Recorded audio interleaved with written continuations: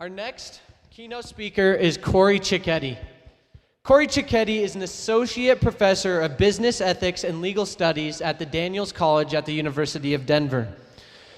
Corey's passion lies in speaking with student campuses and their communities on authentic success and living an ethical life. He has also won multiple awards, such as the Outstanding Professor of the Year Award from the University of Denver Alumni Association, and the Joel Goldman Award for the most respected speaker at the campus speak. He has spoken in over 125 cities and 34 states in the past 5 years. Let's make this his favorite speaking place and his coldest favorite speaking place. Let's have a round of applause for Corey Ciocchetti. All right. This is by far my coldest speaking. I'm going to stand right here in the sun and talk to you. The microphone is freezing. So I'm going to tell you a couple stories. That's all I'm going to do. And through my stories, this next couple minutes, I want you to think about your life. And here are the things I want you to think about. What makes you up as a person? What drives you, your character, your resiliency when life knocks you down? What makes you get back up? Okay, and again, I was the first person in my family to go to college, and I had to learn all this kind of on my own, so my stories, hopefully that will help enlighten your life. So I went to law school because I wanted to be rich, which is a horrible reason to do anything, but no one told me any different. I graduate from law school, I'm at this job, I'm sleeping in the office, I'm never going home, I literally sleep in my office chair. And one day, it was 3 a.m. on a Sunday, and I was just walking through the halls, and I'm going, this is awful. And I'm just miserable at this job. I have a lot of money, but I don't want to do this anymore. And I just quit. And I walked out of that place, and the world had lied to me and sort of told me, be a lawyer and everything will be great and you'll be happy. And it didn't work like that. So then I'm sitting in this speaking event for young people. It was kind of just like this. And this man gets up on stage and he says, tonight I'm going to tell you a story. And I'm not a huge fan of that, but I'm in the front row and I'm listening to his story. And he said, this is Cash the Racing Greyhound. And he put a picture up on the screen of a dog track. It's kind of like this. And he goes, dogs run around this track and people bet. Well, anyway, this is the most famous one of all time. And he has won tens of millions of dollars for his owner. And the night before the biggest race of his life, this dog and the owner are talking, and she looks at him and says, you going to run tomorrow? You're going to win? How's it going? And the dog goes, I'm not going to run anymore. I have to tell you that. I'm going to retire from this. And she says, what do you mean? The race is tomorrow. Are you hurt? And the dog says, no. And she says, are you mad at me? Is that why? And the dog says, I love you and you're wonderful. And are you too old? She says. And he says, I think I could still win. And she says, I don't understand. Then why would you quit? And the dog said the same thing I asked you. He said, well, I've been thinking about my life lately, and what I finally realized is ever since I was little, all I've ever done is run and run and run around this little oval track. That's all I've ever done. And it finally occurred to me that those little white rabbits you have me chasing, they're not real. And so he tells that story, and I'm sitting in the audience, and I'm like, whatever, who cares? And so he just keeps talking. And then the last thing I heard him say was, you can never get enough of what you don't need to make you happy. And he says that, and he just leaves. And I'm sitting in the room, and I'm the only one left. I'm in the front row. I got my head in my hands, and I want to cry. Everybody else left, and I'm going, Corey, you have more money than any of your friends. You have a better job than any of your friends. You have a more elite education than any of your friends, a nicer car, a bigger house. Man, why aren't you happy? And I'm sitting there thinking about that for an hour, and they finally kicked me out of the room, and it all became very clear to me what had happened. The world had lied to me, right? And the world's lying to you. And has the world ever said this to you? Have you ever heard this? If you could just have more money, you'd be happier. That's a lie. I had a ton of money and I was miserable. I knew a lot of rich people and they weren't all that happy either. And then this is a lie that gets sold to you every day. If you could just be better looking. You ever heard that? So women, if you could just be prettier and skinnier, and guys, if you could be more athletic and tougher, then you'll be happier. It doesn't work like that. In high school, the biggest lie you get sold in high school, man, if you could just be more popular, life would be better. Man, it's all nonsense. And I had all those things, and it wasn't working. It's fake. Why? Because you can never get enough of that to make you happy. And so I had to think about what in life matters. And so this is what I want you to walk away with. If you walk away with nothing else from my 20 minutes here, it's this, okay? Human beings want 3 things. And as you enter into your career, don't ever forget this, okay? Number 1, they want peace and contentment in their hearts. And what I mean by that is they want to wake up happy, don't you? Don't you want to wake up in the morning happy with who you are in your life and that? And here's the problem, though. In America, people don't. And every study I read says about 70% of Americans wake up every day unhappy. And how is that possible in this country? Well, I know why. Because they're chasing things that aren't real, that are fake. And I don't want you to do that, right? I want you to really wake up in your heart over long periods of time. I want you to wake up happy. But I know how this happens. My wife and I went to Paris, and we went to art museums in Paris. And when you go to art museums in Paris, you're not allowed to talk. You can't look at your phone, you can't eat, you can't drink, you just have to be quiet and look at art. Well, this is hard for me. I don't really like looking at art, and I like to talk. So I'm in this museum, and it's hard. Anyway, I get to this painting there, and it was the ugliest thing I've ever seen. Just ugly, and you're like, how can you say that, man? You just said you don't like art. I mean, I have eyes. I don't know. I was just looking at it. It was ugly. And so it looked like someone took an ice cream scoop and just started throwing colors onto this painting. Well, anyway, you're not supposed to say that because you're in Paris, and everyone's looking at it going, that's so beautiful. I can't believe how beautiful that is. And I looked at my wife. I'm like, that's not beautiful. It's ugly. It sucks. And she looks at me and she goes, I know, just shut up. So she's not listening. So I look at this French guy who's next to me. I'm like, that's ugly, right, man? And he goes, Monsieur, he doesn't speak English. So I'm talking to him in English, and he's talking to me in French, and it's not good. And this guard sees me, because remember, the rule is you can't talk. And so he comes over. My wife's like, oh, great. Like, here he comes. He's going to yell at us. When that man gets over here, you just tell him you like it, Corey. You lie, and we'll leave. And I'm an ethics professor. My wife is telling me to lie. And so this guy walks over, and he goes, excuse me, sir, I see you're laughing at our brand new painting. Do you like it? And she's kicking me to lie, and I'm not going to lie to this guy. So I looked at him, and I said, you know what, sir, I don't like it. I think it's ugly. It's giving me a headache, and doesn't it just suck? And so then she kicks me right in the knee, and the guard looks at me and goes, I'm sorry, sir, my English isn't very good. Did you just say that painting sucks? He goes, no one's ever said that to me before. And she's sitting over here going, I wonder why. I'm married to an idiot, of course. So then he goes, but since you said that, I'm going to let you in a little secret. And he leans in and he whispers to me and he goes, did you know that's every color imaginable thrown onto canvas? And I'm like, I was right. Which was really cool. Not an art guy. Yes, I am, apparently. He goes, the artist wants it to suck, as you say. The artist is trying to depict the barrenness of an overly busy life. Uh-oh, that's pretty good, isn't it? That's really good. And I sat there going, no wonder I hate this. This is my life. And I went home and looked it up. This is from Socrates, the most famous philosopher of all time. Here's what Socrates said. Beware the barrenness of an overly busy life. And I want to ask you a question. Have you ever felt really busy in your life and at the same time super lonely?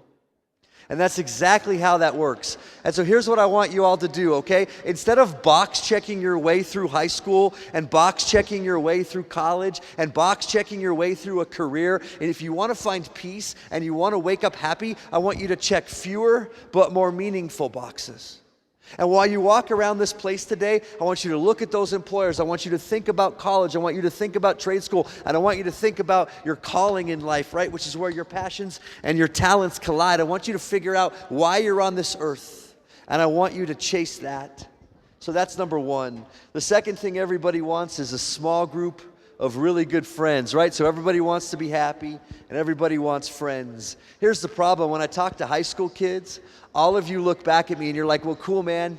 I've got a lot of friends. Look at me, I'm surrounded. And have you noticed that you're always surrounded? That's just high school. And that's college too. You're going to be surrounded by people all the time. But I'm going to ask you a question. And I want you to answer it honestly to yourself. Is there any way you're surrounded by people all the time and also friendless? I know. I already know. I know that's true. Let me describe a friend for you. This is a real friend. So ask yourself if you have this. Someone who would rush into your life when everybody else rushes out. And what I would say to you is you need about 3 of those, and I would stop. Here's a good hypothetical. You guys ready? I'll wait. I only got 20 minutes. Tell me when you're ready. If you were getting married tomorrow, do you have 3 people who would stand next to you at your wedding? And that's what you should look for in high school, not 20. 3 people. A friendship is blood, sweat, tears, loving on somebody, listening to somebody, putting your phone down and caring about somebody. So that's number 2. So you want peace, right? You want to wake up happy. You want a small group of really good friends. And the third thing that you want, everybody wants, is to be good. And I say this not just because I teach ethics. I just know that everybody in that grandstand was born with a conscience. There's nothing you could do about it, right? But are you pretty good at putting it on mute? I mean, that's the cool thing about being human, right? Is I know I shouldn't do this, but I really want to. Mute. I know I shouldn't say this, but I'm really mad at her. Mute, and we just mute the thing. And the way I think about this is I have a 5-year-old named Sophie, and she's precious. I mean, she's just the most precious. She's a gift from God. I love my daughter. But my daughter, Sophie, lies. And she's the worst liar in the world. When my daughter lies, it's obvious because her body moves. I see her brain is like, Sophie wants this, lie. And her body's like, no, that's bad. And so then I'll say to her, hey, baby, that doesn't sound true. Are you lying? And she'll look at me and she'll go, yeah. He just tells me. Which, if I was teaching a lying class, day 1 of lying class, if you're lying, and someone asks you if you're lying, you lie about lying. That's lying day. My daughter hasn't taken lying class, which is otherwise known as the real world. She's just 5. Do you want to know what happens when I lie? I just go on with my day. Right?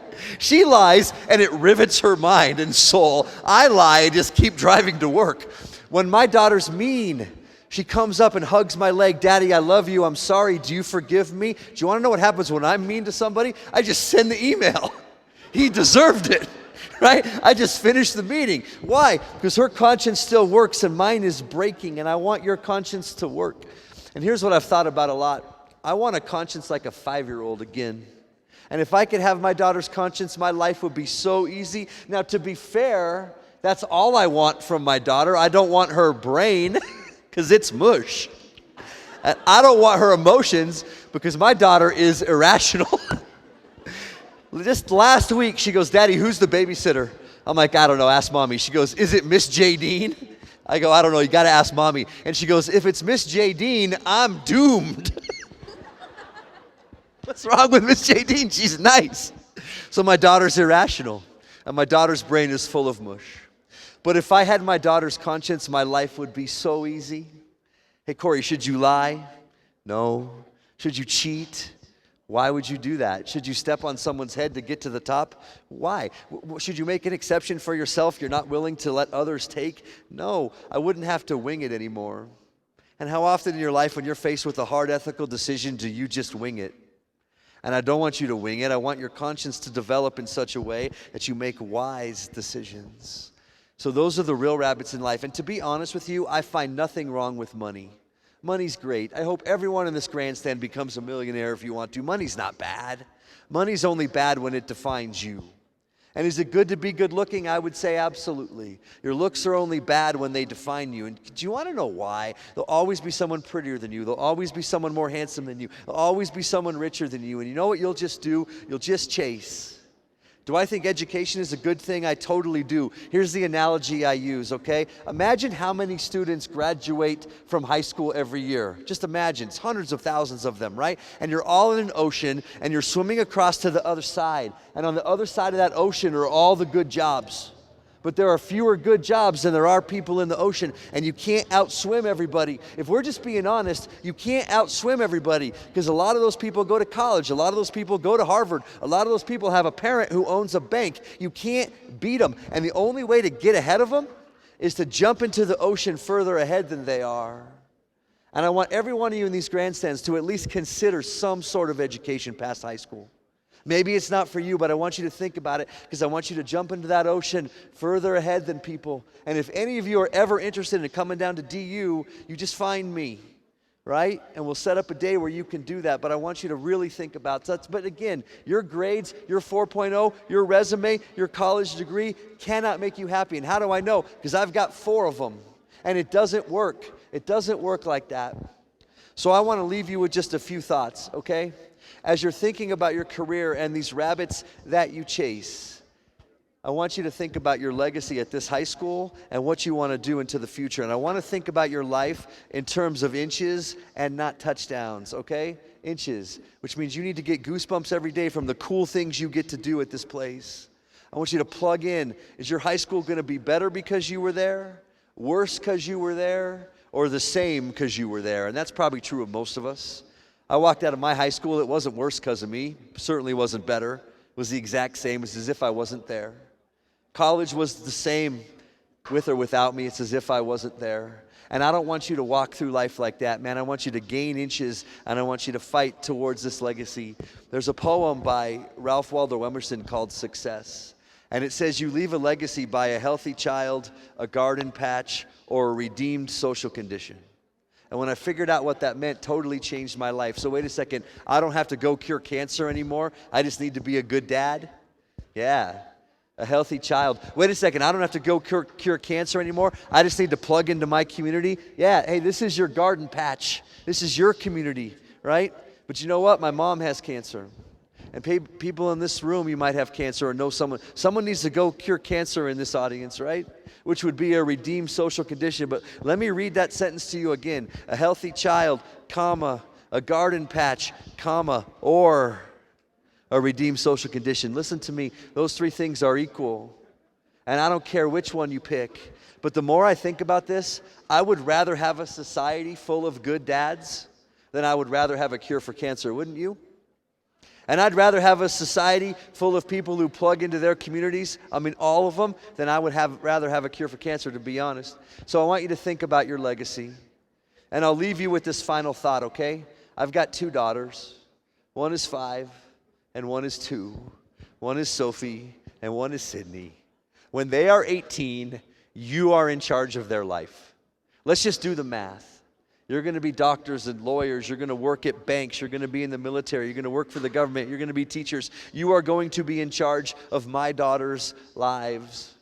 And I want my daughters to grow up in a world where you maximize your potential, where you don't cheat and you do the right thing and you fall down and you get back up. And that's the world I want my daughters to grow up in. Now, let me flip this on you. Raise your hand if you want to have kids down the line. Notice I said down the line. Did you know, listen, did you know that when your kids are 18, my daughters will be in charge of your kids' lives? And I have a question for you. Do you want your kids to grow up in a world where my daughters cheat? Do you want your kids to grow up in a world where my daughters don't care about their integrity? Of course you don't. And it all comes down to a famous philosopher named Immanuel Kant. And here's what he said: if you don't like the way something's going in your world, you have a moral obligation to help change it. And I want you to use today as the first step to help change this world that desperately needs your brain. But we in this country have a lot of people who are helping. We don't have a lack of people willing to help. What we have is a lack of people helping for the right reasons. And I want you to help for the right reasons. I want you to plug deeply into your school. I want you to think about your future. And I want everything you do, you try your best to do with character and integrity. And if you do that, I got a feeling you'll wake up happier. And you'll have more friends. Why? Because your character is right. And that's how that works. So God bless you all. I wish you the best of success. Sure.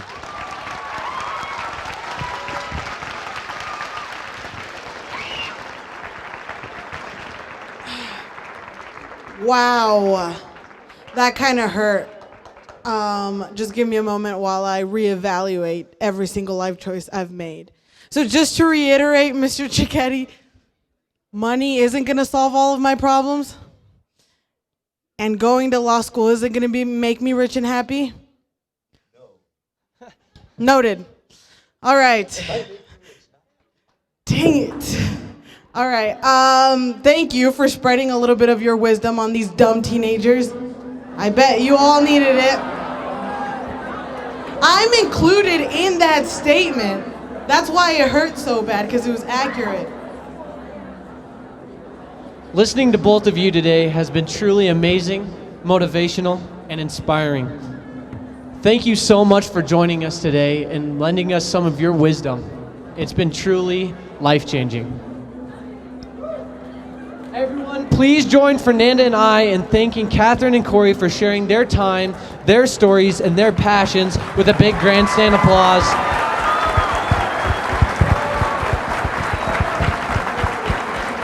Before everyone leaves, I'd like to give you some instructions before thanking our sponsors. Rifle High School. In a moment, you will be leaving as the way you entered and going to your buses. Coleridge, Grand Valley, DeBeck, Meeker, and Liberty Classical Academy, please exit to your left and head into the Career Expo in just a minute. Wait, hold on, sit down. Stay seated. Sit down, sit down. All right. Now we're gonna give a quick thank you to all of our sponsors. First, we're gonna thank Glen for bringing the Fall Career Expo experience to our school. Thank you to the Career Expo Committee for all the great organizing work that they've done. Thank you to all of our dedicated college career counselors. Thank you to all of the sponsors and businesses for their tremendous support. To all of our community volunteers. And a big thank you to the Garfield County Fairgrounds for hosting the Career Expo here today.